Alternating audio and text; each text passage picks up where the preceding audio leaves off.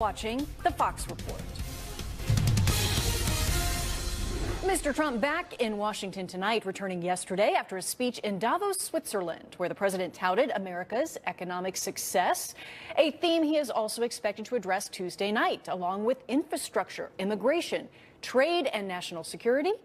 Rich Edson joins us from our nation's capital with more on all of this. A look ahead. Rich?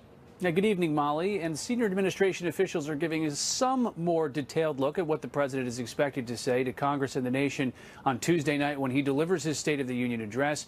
The president will discuss infrastructure, according to a senior administration official, and a plan worth about $1 trillion to rebuild infrastructure in a way the White House says will be right and fast.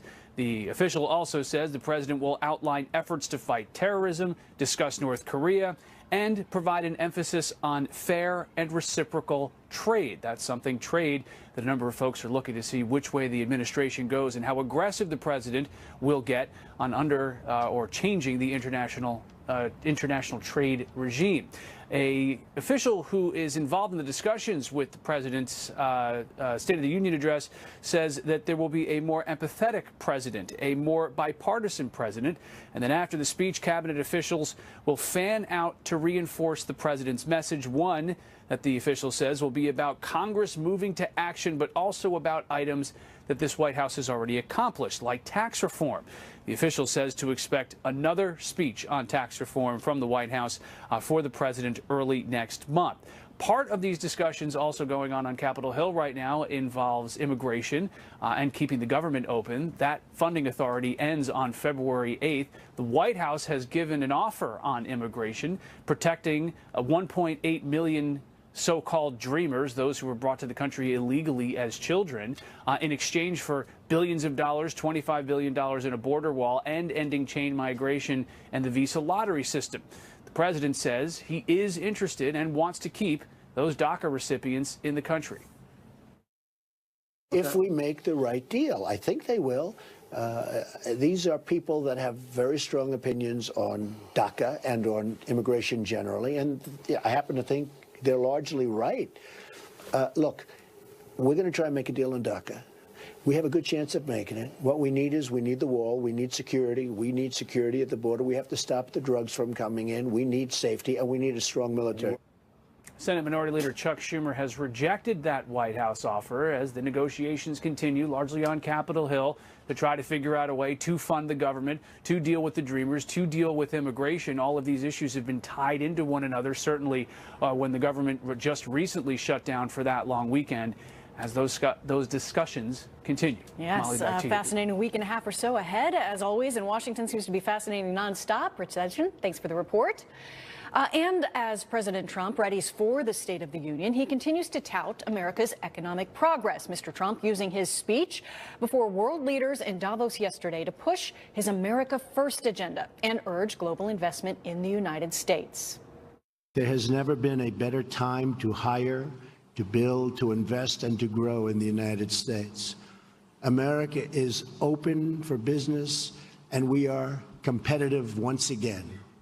The American economy is by far the largest in the world, and we've just enacted the most significant tax cuts and reform in American history. Joining me now, Washington Examiner media reporter Eddie Scarry. Thanks for being here tonight. We appreciate it. To be here, yeah. Let's kick off with talking about what just happened in Davos. Perhaps the most talked about line of the president's speech when he was there: America first does not mean America alone. Could that line be the signal to America's allies abroad, to the international community, maybe perhaps those that have soured a little bit as the United States has pulled out of various international agreements or compacts, that the U.S., wants to work with the world? Right. It was a very big stage for the president to give a more nuanced explanation, I guess, or to dive in a more nuanced way into what America First means. And what he was basically saying in his speech was, America First does not mean we're retreating from the world. I think I'm paraphrasing what he said, but expanding on the quote, he said, I'm putting our citizens first. My priorities are citizens, just as I expect the leaders of your countries will be putting your citizens. So that's what he was saying. It was a very remarkably diplomatic tone compared to what you might have seen during the campaign and some of what you might have seen even while he's been in office. And I think that was the purpose it was serving. The president also taking a little time to brag about America. Take a listen. We had a great first year, so successful in so many different ways. And there's a tremendous spirit when you look at all of the different charts and polls, and you see, as an example, African American unemployment at the historic low. It's never had a period of time like this. Same with Hispanic. Women at a 17-year low. It's very heartwarming to see. I mean, what's his overall message here? That Americans are back to work, that now is a great time to invest in America? Right. Well, he is there to talk about going just 1 year into his term, about how great things are going for him as he sees it. And then also he's there to basically call for investments into the country. We had a meeting just before he gave the speech, but in the same location. He was giving a meeting with different European leaders, different business leaders, and going around. He had a really good rapport with them, very friendly rapport, and having them kind of go by one and say what their plans are for investing in America. They all gave very positive assessments on that front, and it looks like that was in large part the other purpose of it, to have them promise some kind of commitment and to say the conditions for them are very good. You know, Eddie, as you talk about this warm rapport, we can't miss out on the fact, too, that the president talked a little bit tough, particularly when it came to trade. He said the U.S. would no longer turn a blind eye to unfair economic practices. We cannot have free and open trade if some countries exploit the system at the expense of others. Is he sending a message there as well that, you know, I'll work with you, trade is okay, but America first, still America first? Right, yeah, policy-wise, this is an area he's been incredibly consistent from his campaign rhetoric into the White House. The idea that he's still threatening to pull out of NAFTA and he wants to renegotiate NAFTA. He pulled out of the Paris climate deal because he didn't feel like that was fair to American workers. He was still consistent with that in his speech at Davos. I mean, he might have been a little bit more diplomatic in terms of his rhetoric, but at the same time, he's been very consistent in the theme that I will be looking out for American workers, and if I don't like these deals, if I don't think it works for them, I will be pulling out, or we're going to have to renegotiate them. You know, the last president to attend this big meeting of international leaders that are talking trade and potentially making deals and investments over these intimate tables was President Bill Clinton. So it's been a while. Is this the type of meeting that really suits this president? I think we have seen he's very comfortable holding court when it comes to these type of meetings with people that are very important. He seems very comfortable doing it. If you watched any of the footage, I think they actually live streamed it probably on Fox and other channels, where he was having, he got them laughing, he got them feeling good about talking about what their investments plans were in America. So yeah, I think for this president, this is when he might even be at his highest. You saw back during the negotiations over immigration a couple weeks ago, where they seemed to be getting along very well. Both parties, Republicans, Democrats, and the president, getting along in a fairly good way. So this is the kind of thing that he seems to enjoy. He seems to strive at. He gets good press out of it. So all in all, I think that the trip for him and the speech and everything else was pretty good. You know, I want to take a quick look ahead. The State of the Union address coming up just around the corner. Boy, time flies when you think about that, how quickly we are. Here we are waiting for this big speech. A senior White House official giving us a sneak peek at this. The theme is building a safe, strong, and proud America. So how much of this speech will be a victory lap and how much will actually be looking forward? A good portion of this speech I expect to be about the tax law that went into effect, and we've seen very, very early different companies saying that they're giving raises, they're giving bonuses, crediting the tax law for that. So I think, and I think rightfully so, he has every reason to take credit for that in his State of the Union speech. But yeah, going forward, they have a lot that they want to do. They want to do infrastructure. They want to talk about immigration right now. They're talking about that. So yes, I think you might see some victory lapping. That's really the only major legislative accomplishment he has. So there's going to be a good bit of that, but the rest of it likely will be about immigration, infrastructure, and other policy positions they have going forward. All right, Eddie Scarry, you read my mind. It's like a tease for what's coming. We're going to bring you back a little later in the show. We're going to talk immigration. Thanks for joining us. We'll see you back soon. All right, and we are also learning that senior FBI officials considered naming a special prosecutor in the Hillary Clinton email investigation. That, of course, did not end up happening. The revelations coming from newly released text messages between agency officials Peter Strzok and Lisa Page. Republicans have seized on these texts as alleged proof of a pro-Clinton, anti-Trump bias at the Bureau. Here's New York Congressman Lee Zeldin speaking just a short time ago on America's News Headquarters. With everything we're seeing in the texts, as Trey Gowdy says, we're seeing how people are allowing their biases to overcome their better judgment, and we're connecting the dots of all of the ways that improperly how and why the Clinton probe ended and the Trump-Russia probe began. All right, Lauren Blanchard is in Washington with more. Okay, Lauren, these texts are showing not only possible bias, according to some, that's what's being alleged, but also suggest that officials were concerned about being too tough on Hillary Clinton's email use. So what's happened here, because at first we didn't have the texts, but now we do, or at least more of them.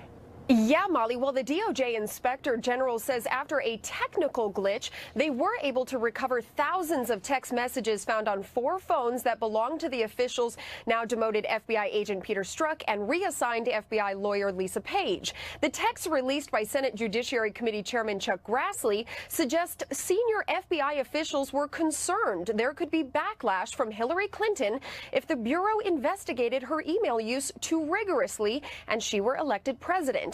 Some Republican lawmakers say the messages show the investigation was fixed in Clinton's favor. However, the Attorney General is defending his department, which some lawmakers are becoming frustrated with. My purpose every day is to get the department back to its fundamental mission of enforcing the law and protecting the safety of Americans with integrity and fairness. The texts also show back in March of 2016, there was a proposal circulating, at least in some meetings, to name former U.S. Attorney Patrick Fitzgerald as special prosecutor of a possible Clinton email probe. However, Fitzgerald was never appointed despite Republicans calling for it. Molly? All right, and the other side of this has to do with the special counsel's Russia investigation, right? What can you tell us about that? Well, Molly, this goes back to those 2 officials, Strzok and Page. Both briefly worked on the Russia probe, and many of their text messages suggest an anti-Trump sentiment. The messages are now boosting Republicans who believe special counsel Robert Mueller's investigation into possible Russian collusion during the presidential election is biased. While Strzok and Page are no longer with the investigation, it has many split on if the Russia probe can still be fair. I don't think that taints the whole investigation. I think Mueller is a man of integrity. I think he'll do the right thing. Yeah, Mueller has some ethical issues and ethical conflicts that need to be resolved. And Senator Grassley, who released the text, also has questioned the timing of their release from the Justice Department, saying it's disconcerting and raises even more questions. Molly? All right, Lauren Blanchard, it is a tangled tale. Thank you for tracking all of it for us. We appreciate it. Right now, Steve Wynn out as RNC finance chairman as the fallout continues from the sexual misconduct accusations facing the billionaire casino mogul. Plus, new developments in the Olympics scandal. A famous university is now in the crosshairs as one question looms very large. How could a doctor's abuse of some of our country's best athletes go on for so long? The most important focus must be the survivors. This is about them. They need to know that their voices are being heard, being listened to, and acted upon.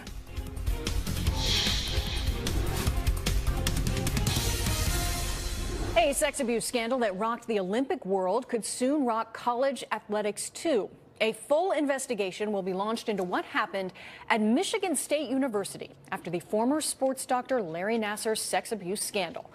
That, according to Michigan's Attorney General, who says that no department will be off limits at the university. No individual and no department at Michigan State University is off limits. We will put a bright light at every corner of the university. This will be done right, period.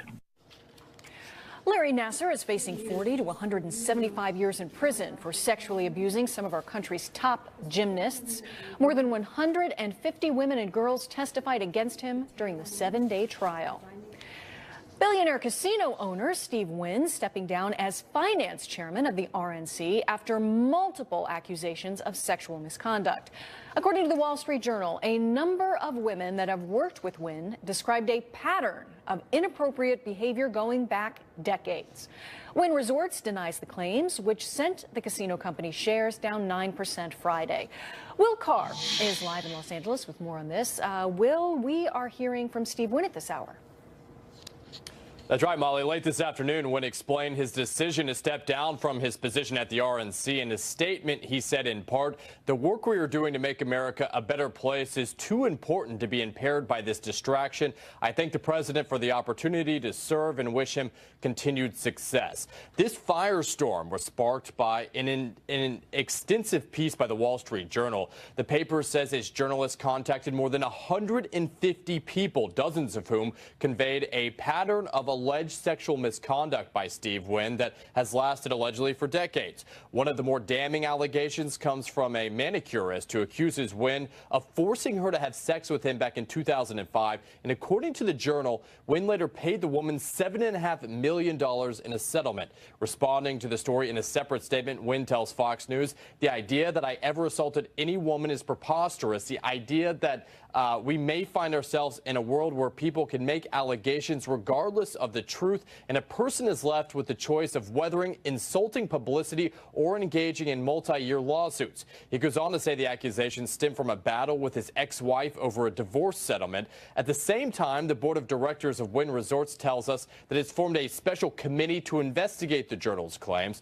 Wynn has helped build numerous hotels and casinos in Las Vegas, and he took over as finance chairman for the Republican National Committee after President Trump took office before officially resigning earlier today. Molly. All right, this story has some political tongues wagging as well, right?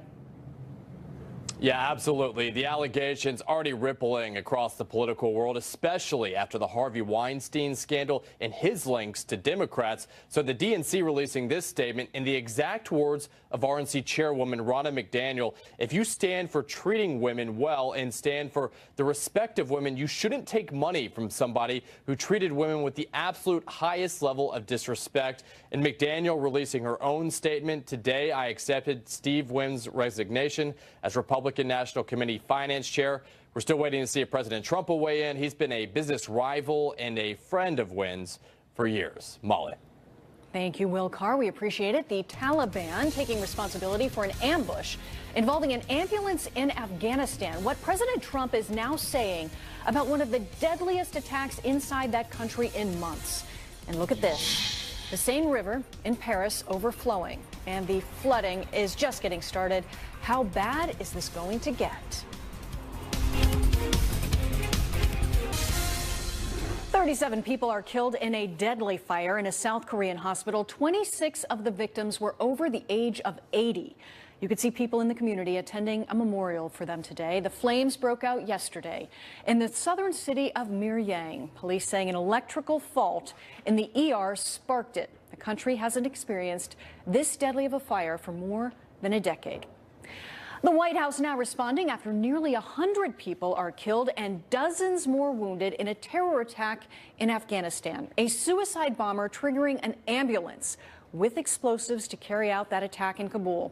President Trump releasing a statement saying in part, quote, "This murderous attack renews our resolve and that of our Afghan partners. The Taliban's cruelty will not prevail. The United States is committed to a secure Afghanistan that is free from terrorists who would target Americans, our allies, and anyone who does not share their wicked ideology," end quote.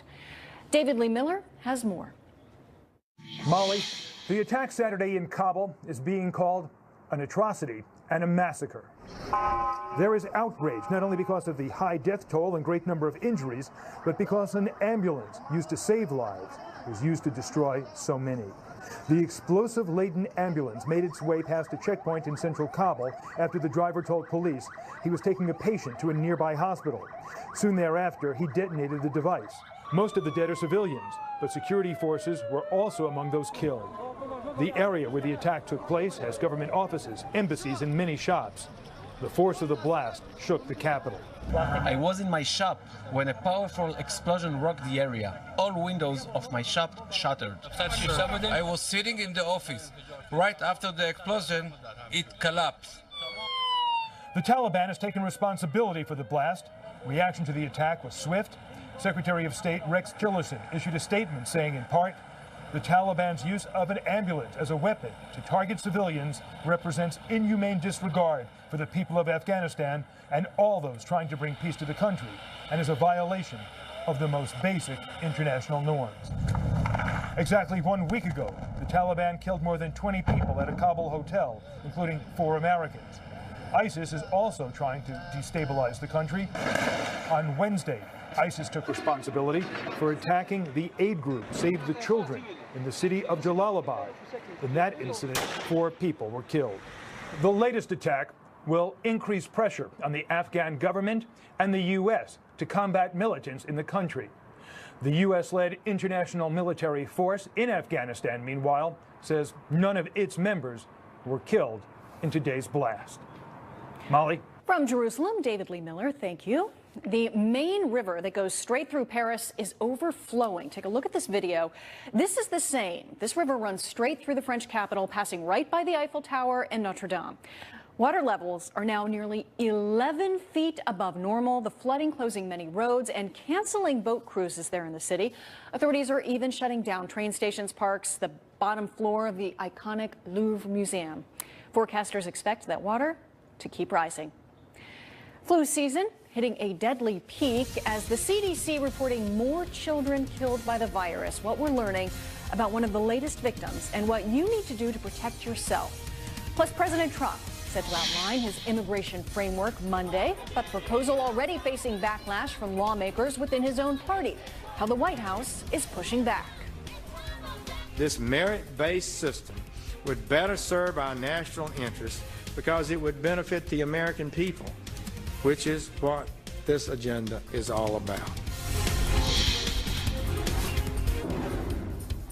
I'm Molly Line, and this is the Fox Report. It's the bottom of the hour. If you are just joining us, flu activity is blanketing America. All states reporting widespread cases now, with the exception of Hawaii. It may be the worst flu season in a decade. The CDC says that 1 out of every 15 doctor visits were for symptoms of the flu. That is the highest level since the swine flu pandemic of 2009. The old and the young are the most vulnerable. 12-year-old Dylan Winnick of Coral Springs, Florida, died this past Tuesday. The Okehili Community Middle School student is being mourned by his friends, classmates, and stunned family. Everything's normal, just a regular cold, and then shocking. You get a call that he's passed. How the hell does that happen? Without alarming everybody, take care of your kids, hug them a little tighter, and consider having that flu shot, perhaps. 37 pediatric deaths have been reported this season, and U.S. health officials expect there will be more in the coming weeks, ominously comparing this year to the 2014-15 season when there were 148 pediatric deaths. This year's main flu strain is especially virulent, and overall vaccine effectiveness is lower. CDC officials warn the season is far from over. We've been following and talking with the state health departments, asking them what kind of flu activity they're seeing. And this is the 3rd week in a row where 49 out of 50 states are still indicating that there is widespread activity in their states. Health officials continue to urge people to stay home if you're sick, cover your cough, and if you've not yet done so, go ahead and get that flu shot. President Trump is planning to outline his immigration framework Monday amid increasing tensions over DACA. The White House now proposing a path to citizenship for some so-called dreamers in exchange for funding a border wall. Now, some Democrats say they're skeptical of this new position, while supporters insist that it is a deal that must be made. Let us build the wall on the southern border because we're a sovereign nation and we want to keep criminals out. That's very important to us. And if we do that, and if we end sanctuary cities and we get rid of this visa lottery system and we end chain migration so we can control who's coming into the country, we'll look at the 1.8 million people who are already in the system here and have a potential path to citizenship over a 10 to 12-year period. But there is no path to citizenship without the wall. Ellison Barber has more from lawmakers. Majority Leader Mitch McConnell called the White House's framework guidance that, quote, indicates what is necessary for the president to sign a bill into law. He added, I am hopeful that as discussions continue in the Senate on the subject of immigration, members on both sides of the aisle will look to this framework for guidance as they work towards an agreement. Down by thinking about what the House might do or what the White House might do, we're going to move on our own. The White House hasn't released a complete blueprint of their proposal, only a framework, but already there are critics on the left and the right. They want the ransom for these children to be $25 billion for a wall when we have all the needs that we have for infrastructure in our own country. If the president serves up 1.8 million people for an amnesty in exchange for $25 billion for a wall, and then reduces the numbers of chain migration that come in, that's the end of his enforcement that he's going to get in his administration unless we come up with another amnesty. Some key conservatives like Senator Tom Cotton say they like the White House's proposal. Cotton called it generous and humane, a balance between protecting dreamers and securing the border. In the past, some on Capitol Hill said they were frustrated because many felt like they didn't know exactly what President Trump wanted in an immigration proposal. Leader McConnell seemed to suggest in his statement, Molly, that this is that clarity. Ellison Barber in Washington, thank you. And for more on this raging debate, let's bring in Eddie Scarry from the Washington Examiner. Eddie, thanks for coming back. Of course. So the Trump administration plans to unveil this legislative framework. We're going to get a closer look at it Monday, but they released essentially a one-page paper that gave us kind of a hint to what we're looking for. The idea is granting a pathway to citizenship for these nearly 2 million people in exchange for a lot of the things that have been on the Trump administration's wish list. The wall, an end to chain migration, an end to the visa lottery system, for instance. Will there be a compromise? I don't know. We're going to have to see what the details of the bill are. I know that obviously both sides are very upset about, at least initially they've been very upset about what the plan proposes. However, I will say that both sides get a lot and probably more than what they've actually asked for to begin with. Democrats in this case get path to citizenship for more of the DACA people than what they actually originally had asked for. And then Republicans are getting a lot more money for the border wall. They're getting legal immigration in the years to come. If something like this were to pass, legal immigration would be reduced by about half. So you're getting a lot on both sides. However, both sides don't like that the other side is getting so much more. So it's actually really interesting. I think I just read your mind there. I was going to say, yeah, but think of all that they're not getting. That's what we're going to hear about, how difficult this compromise is. The president took a pretty hardline stance on immigration over the course of his campaign, but he seems like he softened his heart, so to say, against DACA recipients. Let's take a listen to something that he said just a few days ago. Over a period of 10 to 12 years, somebody does a great job. They've worked hard. It gives incentive to do a great job, but they've worked hard. They've done terrifically, whether they have a little company or whether they work or whatever they're doing. If they do a great job, I think it's a nice thing to have the incentive of, after a period of years, being able to become a citizen. He really seems to be signaling that this pathway to citizenship is a real potential, very possible. I mean, is DACA the key to this entire compromise? For Democrats, it is. It depends on how much they actually want to get, how much they actually want to extend legal protections to these people. That's kind of hanging up Democrats. The deadline is there. We have the March deadline. So it just depends on how much Democrats actually care about this issue. You said that the president is softening on immigration. One thing he's not softening on is the wall. That has actually been very consistent.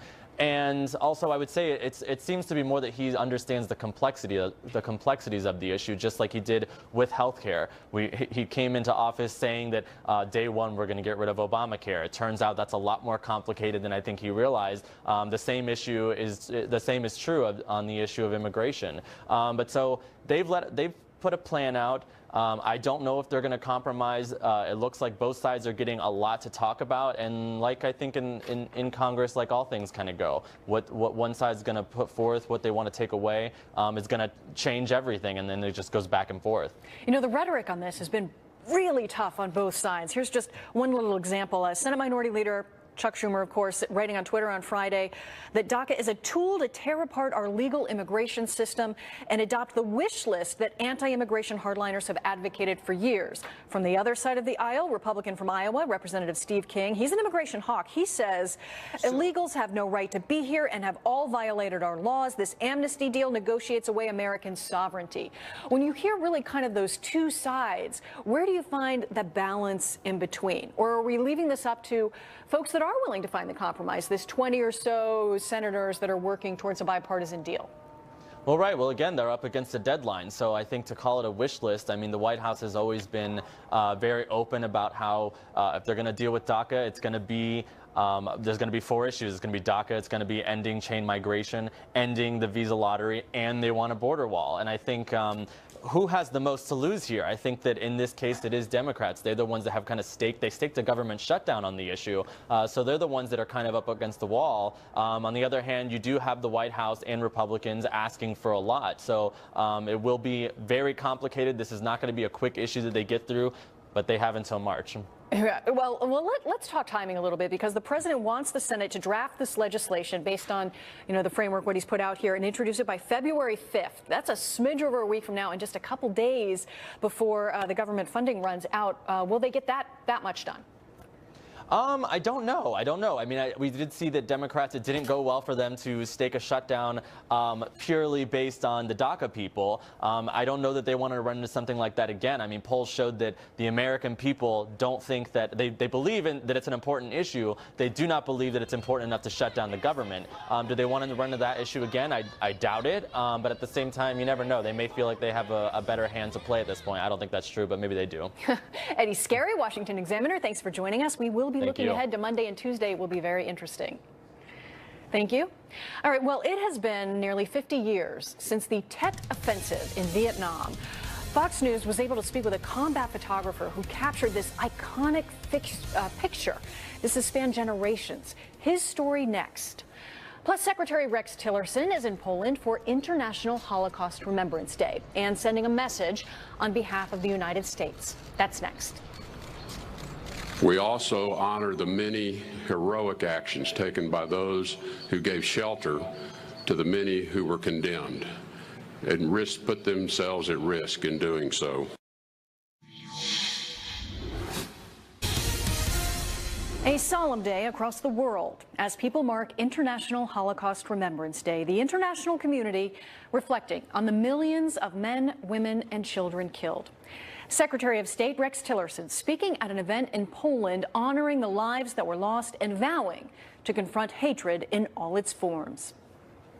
We acknowledge the many survivors, the loved ones, the friends of those who walk in grief today, and we walk along their side. On this occasion, it reminds us that we can never be indifferent to the face of evil. Some 6 million European Jews were killed in the Holocaust. This Tuesday marks 50 years since the Tet Offensive, a series of surprise attacks by the Viet Cong against South Vietnam and U.S. allies, which ultimately became a key turning point in the war. We have the story of one young combat photographer who was able to capture the Battle of Hue, one of the largest military campaigns of the conflict. It's one of the most iconic images of the Vietnam War. The photo, taken during the Battle of Hue in 1968, captured the carnage born out of the bloodiest fight of the Tet Offensive. Behind the lens, I was a 20-year-old U.S. Army draftee assigned to Stars and Stripes newspaper as a combat photographer. John Olson remembers arriving in the ravaged city. I'd never seen anything like it.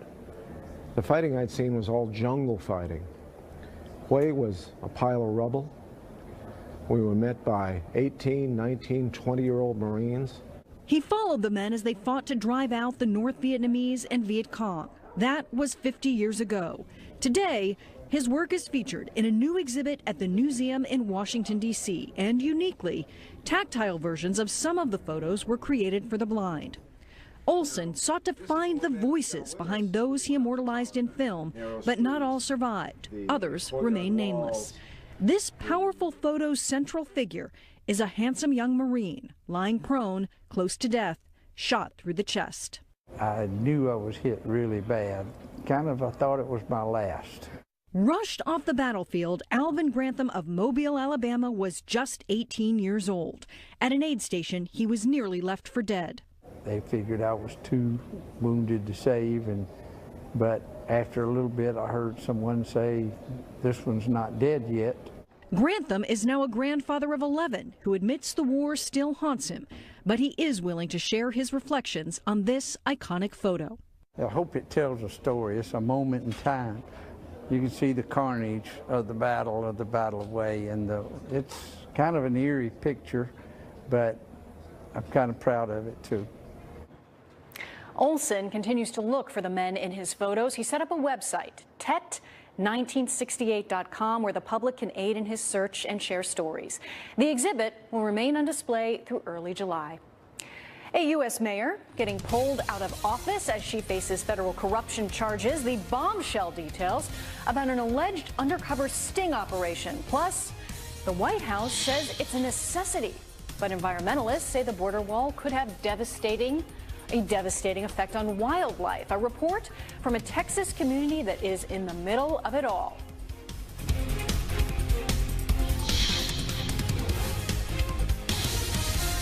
A Florida mayor has been suspended from office amid felony corruption charges. Authorities arrested Democrat Joy Cooper Friday. She's the mayor of Hollandale Beach. That's a city just north of Miami. Officials accuse her of accepting illegal campaign contributions through a former attorney. According to court documents, undercover agents gave the attorney a Dunkin' Donuts bag containing $8,000 cash back in 2012. Cooper says she will, quote, vigorously fight these allegations in court. The charges carry up to 5 years behind bars. Environmentalists are gearing up for a fight over President Trump's border wall. Advocate groups say the barrier could harm more than 1,500 species of birds, plants, and animals. Casey Stegall has a report from the border. Tucked away in South Texas. We're as far south as Miami here. A place unlike any other. This has the largest diversity of plants and animals of any refuge in all of North America. Santa Ana National Wildlife Refuge spans more than 2,000 acres along the Texas-Mexico border. Segments of President Trump's wall are supposed to be built here. The refuge that was created in 1943 to preserve and sustain wildlife will become a death trap. Chapman says the wall will essentially put all wildlife on an island, limiting their food supplies and trapping them in a flood zone. He contends the barrier would prevent animals from reaching higher ground when waters rise, so anything that could not fly out would drown. To lose something like this is, unthinkable. Just next door. If the Border Patrol says that they have to have the wall, we will live with the wall. Frank Schuster's massive farm ends where the international border begins. Security is his top concern, with people and drugs being smuggled through his property almost daily. My granddaughters play in the backyard back here, a couple of 100 yards away from where the wall will be. They will be more secure. Still, Frank remains torn. The environmental impacts worry him, and his own family will have to sacrifice something deeply personal. So right where you're standing, Donald Trump's proposed wall would be built. Right here, yep. The Schusters could lose more than 1,000 acres of their prosperous farmland. It's the most productive ground we have. Yet, holding back tears, Frank says he'd do it if it meant every American would feel just a bit safer.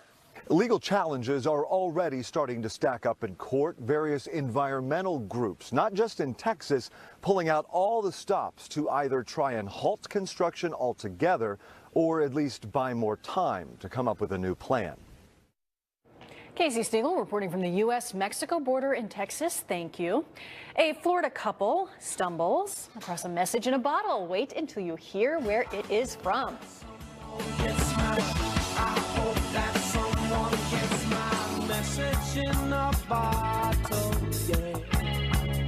We are learning all about pirates. We would like to see how far this message goes. Please write and tell me where you found the bottle. That was a Florida couple who found a message in a bottle floating back to shore after more than 30 years. The couple came across this bottle when they were walking in Key Largo. Inside was a children's school project all the way from Scotland. After doing a little digging, the couple learned that the teacher and her class had thrown that bottle into the North Sea sometime back in the